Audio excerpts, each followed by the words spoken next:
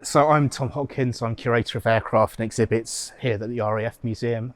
Essentially means I look after the larger three-dimensional objects, so the aircraft, but also things like bombs, vehicles, even marine craft. It's a really varied post and I get to learn the collection really well. And of course everybody picks up their star objects. And for me personally, I think I'm going to have to pick this Boulton Defiant behind me. Really special for a number of reasons.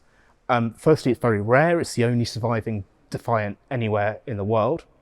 But also it was built locally, special for us at the Midlands site, manufactured in Wolverhampton, only 7 or 8 miles down the road. That's got a great local connection. Was a Defiant a successful aircraft? Well, no, and in many ways that's what makes it so interesting. Whereas most conventional fighters had all of their guns firing forwards, the Defiant had all of its armament concentrated in this turret behind me. The idea was that it would fly alongside or underneath enemy bomber formations and shoot them out of the sky. But when the Defiant encountered enemy fighters, such as Messerschmitt Bf-109s during the Battle of Britain, it proved to be very vulnerable indeed.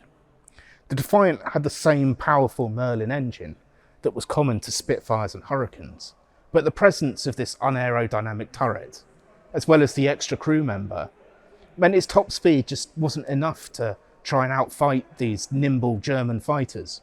They were quickly relegated to night fighting duties, given this distinctive matte black finish made them very hard to spot at night and were generally less vulnerable. They continued to perform in the night fighter role for a little while, but then were relegated to very secondary duties such as target towing tugs, and ultimately phased out altogether before the end of the war.